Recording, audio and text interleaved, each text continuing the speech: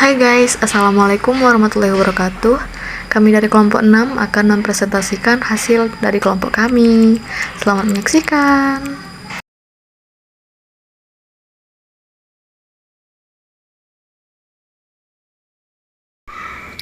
Yang A yaitu demokrasi liberal.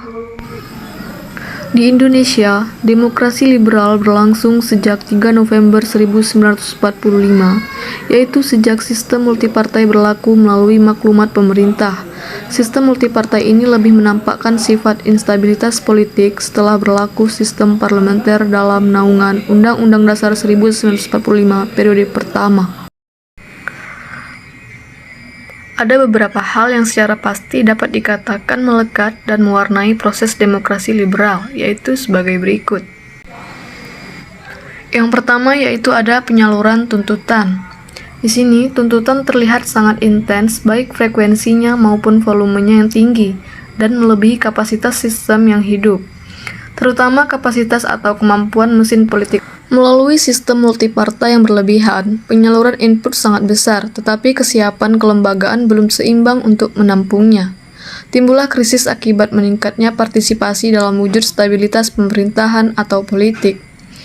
Selektor dan penyaring berbagai tuntutan itu tidak berfungsi efektif karena belum mempunyai konsensus untuk bekerja sama atau pola kerjasama belum cukup tersedia. Yang kedua ada pemeliharaan dan kontinuitas nilai. Di sini, keyakinan atas hak asasi manusia demikian tinggi sehingga menumbuhkan kesempatan dan kebebasan luas dengan segala eksesnya. Ideologisme atau aliran pemikiran ideologis bertarung dengan aliran pemikiran pragmatik, diilhami oleh paham atau aliran sosial demokrat antara lain melalui PSI, sedangkan yang ideologik diilhami oleh nasionalisme radikal melalui PNI. Yang ketiga yaitu ada kapabilitas. Kekayaan alam dan manusia Indonesia masih bersifat potensial dan belum didayagunakan secara maksimal.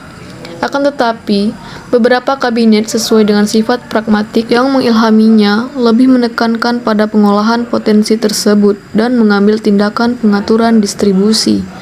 Dalam kabinet yang berorientasi pragmatik tersebut, usaha bidang perekonomian lebih diarahkan pada pola ekonomi bebas, sedangkan pada kabinet yang lebih bertitik tolak ideologis, kapabilitas simboliklah yang lebih menonjol. Konsep kemakmuran lebih jelas dalam kabinet yang pragmatik, sedangkan konsep menuju keadilan mendapat perhatian kabinet yang ideologis.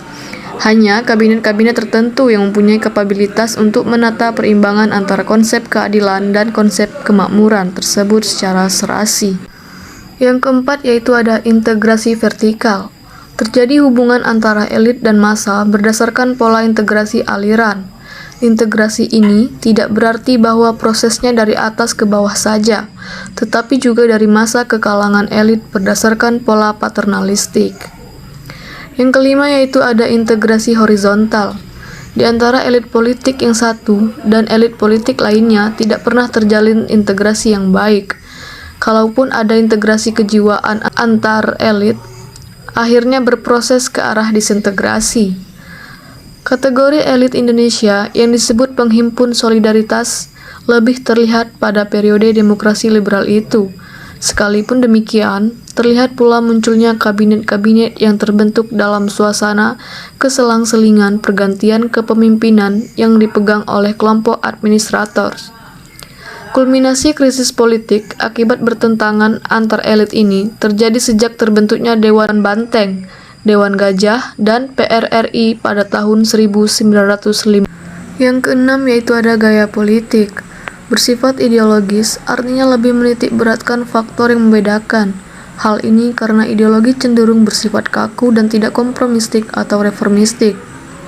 Adanya kelompok-kelompok yang mengukuhi ideologi secara berlainan, bahkan bertentangan, berkulminasi pada saat berhadapan dengan kebuntuan penetapan dasar negara pada sidang konstituante. Gaya politik yang ideologik dalam konstituante ini dibawa ke tengah rakyat oleh para elitnya sehingga timbul ketegangan dan perpecahan dalam masyarakat. Dan yang ketujuh yaitu ada kepemimpinan. Berasal dari angkatan Sumpah Pemuda yang cenderung tidak bersedia meninggalkan pikiran-pikiran paternal, primordial terhadap aliran, agama, suku, atau kedaerahan. Pemuda tahun 1928 hanya sebagai ucapan dan ikatan resmi serta belum membudaya secara material pada waktu itu.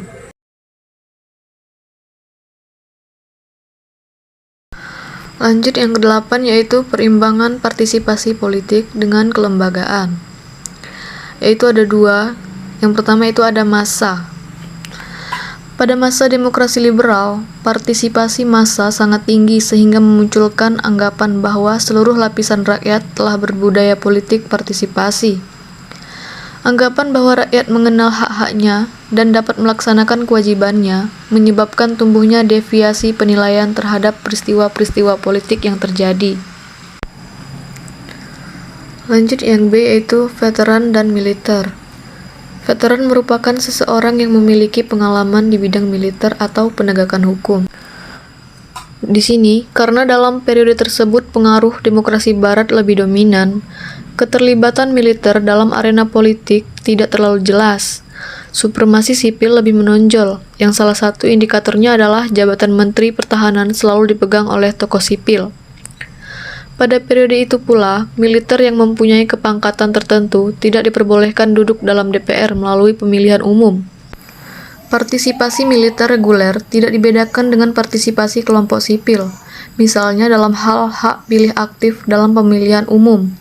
Hanya beberapa kasus tertentu yang menyebabkan meningkatnya usaha militer untuk berpartisipasi aktif. Yang ke-9 yaitu ada tingkat stabilitas. Nah, akibat berinteraksinya variabel yang diuraikan dalam 1-8 tadi, timbullah labilitas pemerintahan atau politik yang menjadi sebab utama keterlambatan pembangunan.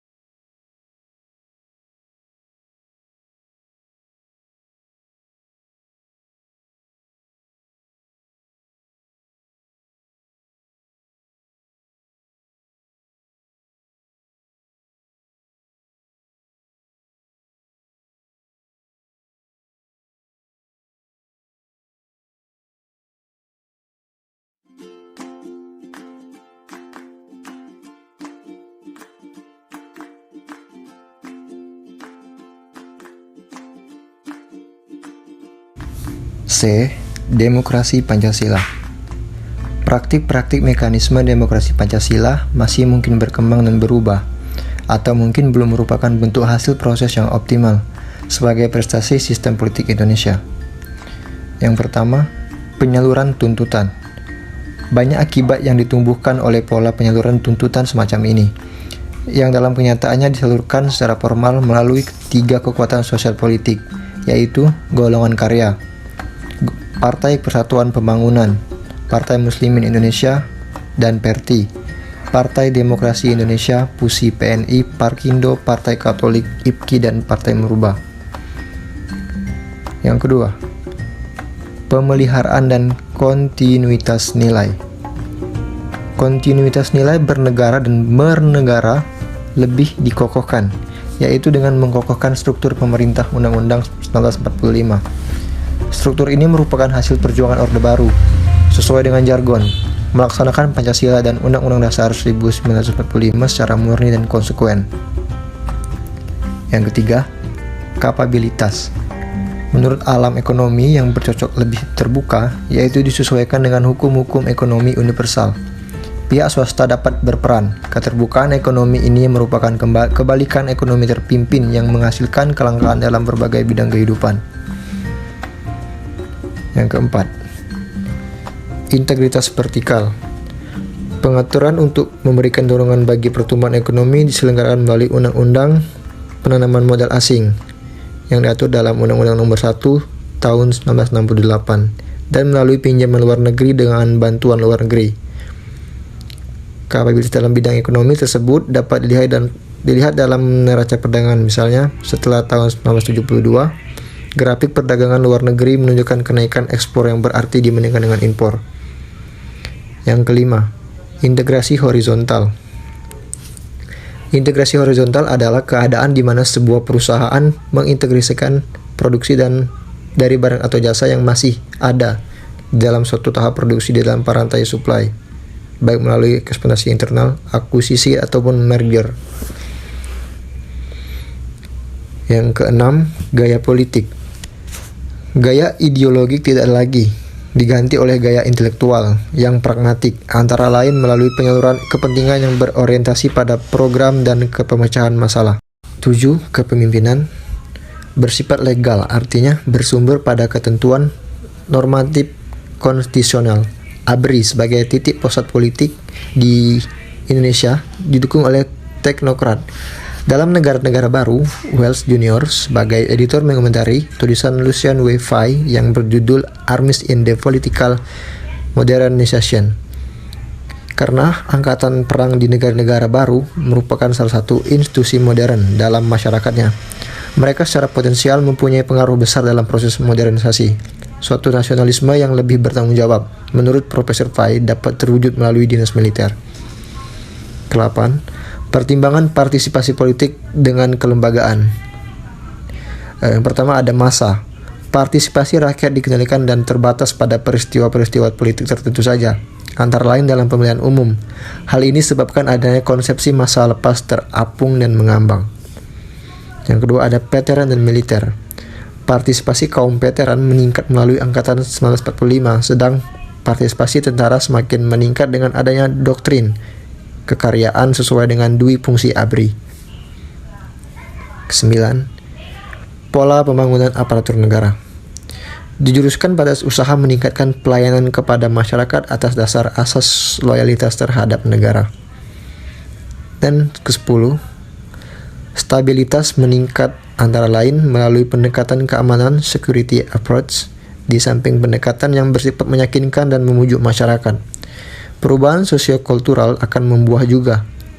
Modernisasi dalam bidang material selalu akan mendorong atau tidak-tidaknya menghasilkan penyesuaian terhadap nilai-nilai sosial budaya. Sebagai contoh, sebagai akibat pemilikan alat-alat komunikasi seperti radio, televisi, surat kabar, dan lain-lain, masyarakat didorong untuk memperoleh cakrawala baru.